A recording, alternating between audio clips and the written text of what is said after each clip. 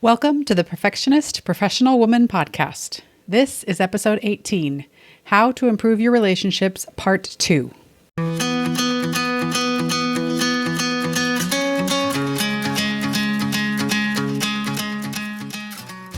I'm Carrie Martinez.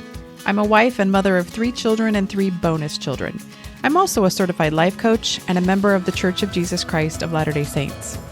For a good portion of my life, I equated perfection with happiness and success. I thought that striving to be perfect and do things perfectly was the key to feeling happy and to being successful. I've since come to realize that perfection isn't necessary to achieve either one of those, quite the opposite in fact. And that has made such a difference in how I think, feel, and experience life. So if you're a professional woman and you'd like to know how to release perfectionism so you can trade self-doubt for self-confidence, stop beating yourself up, and start enjoying your life more, then come with me. Let's do this together.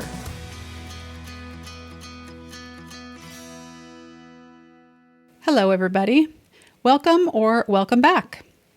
I feel like everybody says stuff like this, but I really cannot believe it's already the middle of June. We are halfway through 2023. I feel like it was just Christmas and now my kids are out of school for the summer. What is happening? Anyway, this week is a continuation of last week's episode on how to improve your relationships. And I originally thought about including this content in last week's episode, but I decided it was big enough and important enough to warrant its own episode. So here we are. Before we get started with that, let's do a quick recap of the 3 concepts I shared last week that you can use to shift your thinking about and improve your relationships. First was the idea that a relationship, at its most basic level, is your thoughts about another person. Your thoughts can be shaped by external factors like the length of time you've known the other person, how much you know about the other person, how they act, and so on. But your thoughts about another person are, like all thoughts, optional, which means you can change a relationship by just changing your thoughts about the other person. The second concept was emotional childhood and emotional adulthood. Emotional childhood is relegating the responsibility for your emotions to other people and other things, and emotional adulthood is taking responsibility for your own emotions. You take responsibility for your own emotions and live in emotional adulthood when you acknowledge that your feelings come from your thoughts, not from anything or anyone else. Lastly, I talked about thinking on purpose, and that is examining your thoughts and consciously choosing what you want to think. It's considering if your thoughts are serving you, and if not, choosing to think something else that will serve you better. In terms of improving your relationships and living in emotional adulthood, it's examining what you think about people you're in relationship with and choosing on purpose thoughts that will serve you to think about them. Okay, what I want to teach you about today relates to emotional childhood and emotional adulthood, and it is the concept of manuals. Manuals are the collection of do's and don'ts that we have for other humans. They're the unwritten, usually unspoken, rules and expectations we have for how other people are supposed to act. For example, my husband should treat me with love and respect. He shouldn't hit or abuse me or our children. He should work so he can help provide for our family, and he shouldn't spend more than a certain amount without talking about it first with me. He should go to church with me each week and help teach our children gospel principles, and he shouldn't gamble, drink, carouse, or look at pornography. Now, similarly, I have expectations for how my children should and shouldn't behave. We all do this, and we do it not only for spouses and kids, but also for friends, coworkers, neighbors, civic leaders, everyone. And it's not a problem that we do this until it is. Let's go back to my manual for my husband. You may agree with me on some or all of those rules. Maybe some of them just seem like common sense to you, like, of course, husbands shouldn't hit or cheat on their wives. Of course, they should be respectful and loving. All husbands should behave that way. The thing is, there are people in the world who don't agree with those rules, who have different rules in their own manuals. Don't get me wrong, there are lots of people who do agree with those rules. I might even be able to say that the majority of people do, but not everyone does.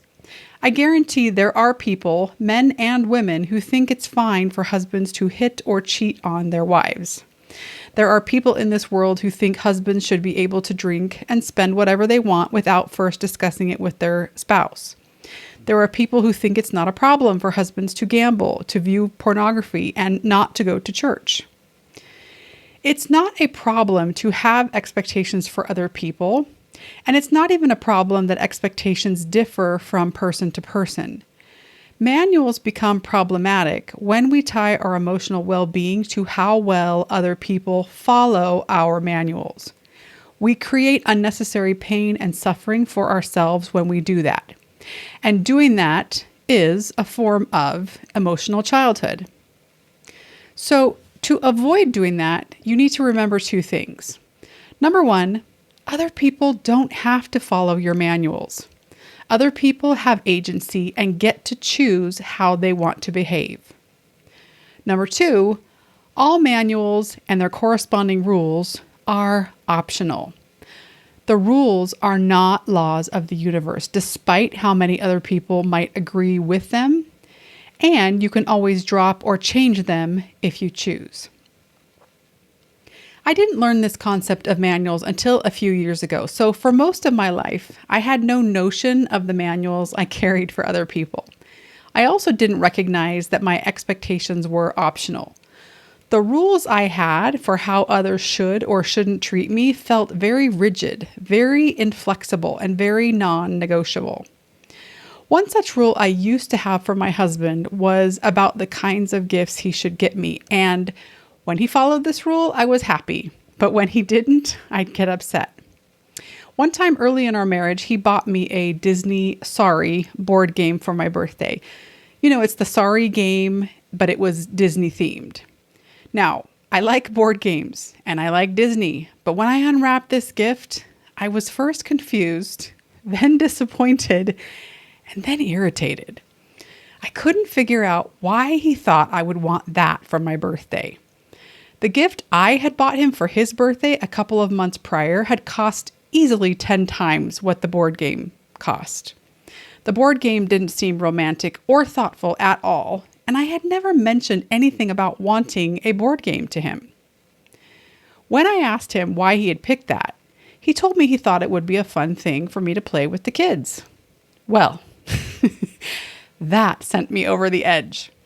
I heard that and got even more upset because that's not how you're supposed to pick gifts for your wife. This was my birthday, not one of the kids' birthdays. The gift should be something I want, something picked especially for me, not something picked for me and the kids. He had violated a big rule in my manual and I was not happy about it. When he later gave me a vacuum for Mother's Day, I really flipped out and then told him he had to get any and all subsequent gifts pre-approved. Now, the funny thing was, before the board game and vacuum incidents, we had never had a conversation about the kinds of gifts I wanted him to give or not give me, how much they should cost, or any of that. I just expected him to know what I wanted. And manuals are often like that. We have them, but we don't share them with the people we create them for. We assume other people are either already aware of them or they will magically intuit all of our rules. Which, when I say that out loud, sounds pretty ridiculous. We expect other people to be mind readers or to see the world and think the same way we do, and that is just not realistic. Now, I want to pause here and talk briefly about my reaction to those two gifts and my subsequent solution of telling my husband he had to run any gifts by me before buying them. Do I think my reactions were somewhat childish and ungrateful? Yes. Do I think a fair number of women would have reacted the same way or at least similarly? Also, yes. Are there women who would have handled things differently? Absolutely, yes. Maybe you're one of them, and that's totally fine. You might think the gift giver should always be the one choosing the gift, and gifts should be a surprise. You might think it's the thought that counts, so the gift receiver should be grateful no matter what. I shared my gift philosophy with someone at church recently and got a look of disbelief and shock back. I know it seems cold and ungrateful to some people, and if that's you, I'd like you to consider something. Being grateful does not mean you have to shut off your desires and accept whatever you're given. Making your desires and wishes known is not ungrateful.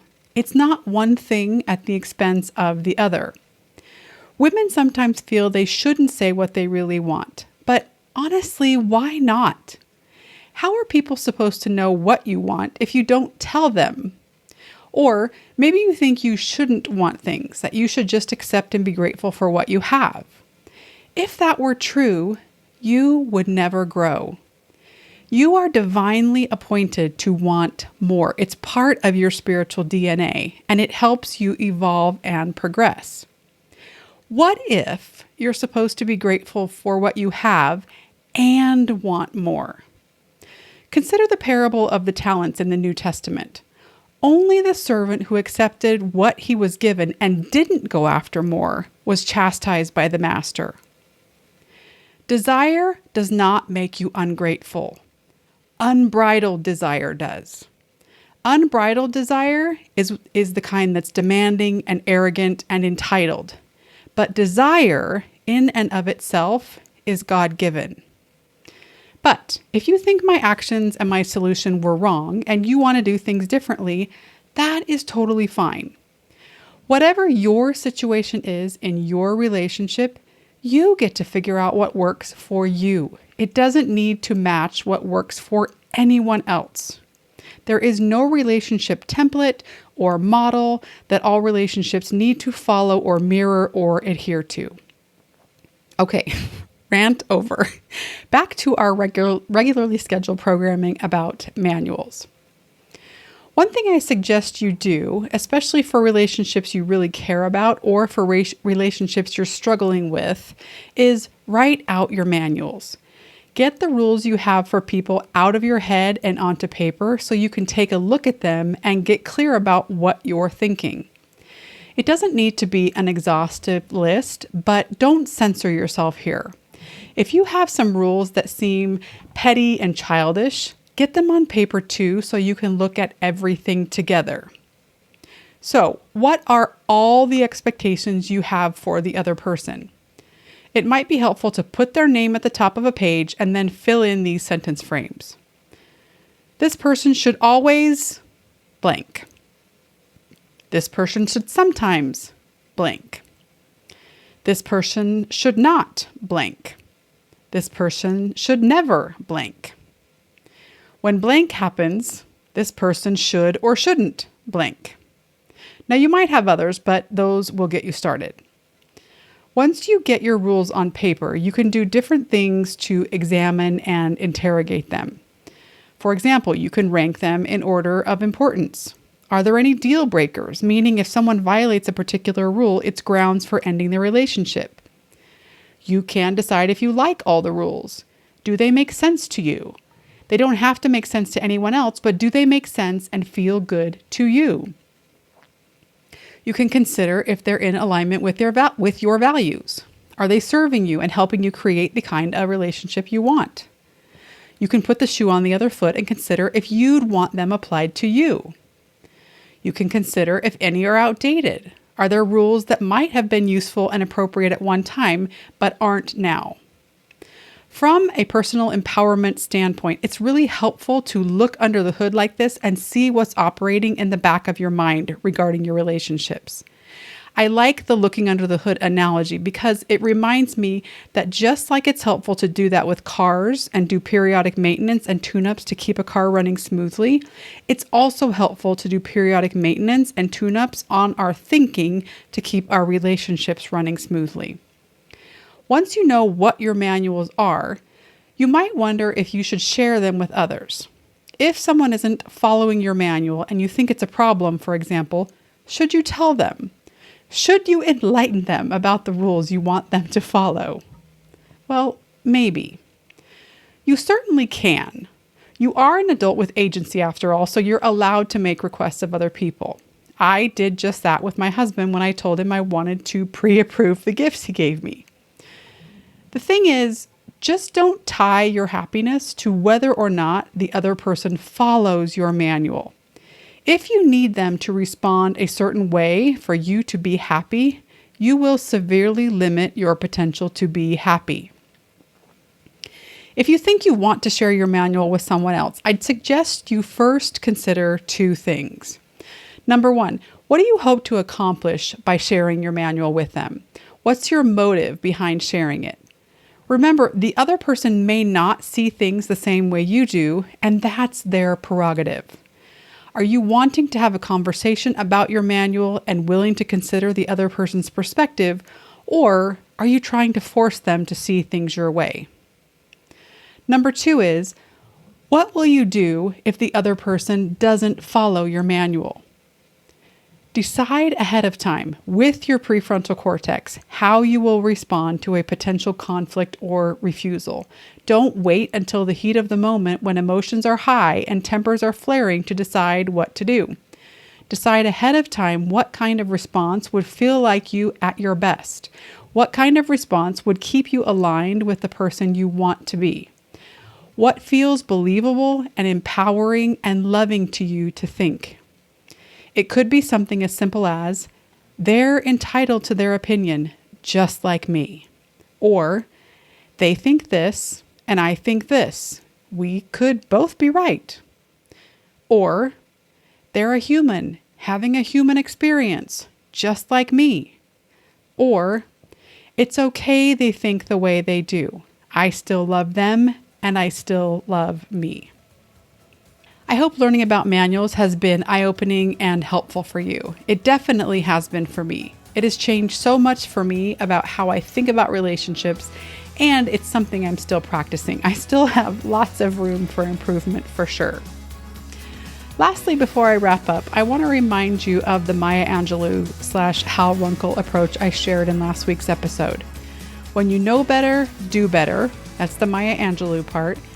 And you can do better by doing a little more of something desirable and a little less of something less desirable. That's the Hal Runkel part. Focus on progress over perfection. Thanks for listening to this episode of the Perfectionist Professional Woman podcast. To see show notes and a transcript, head over to kerimartinez.com/podcast. That's KeriMartinez.com/podcast.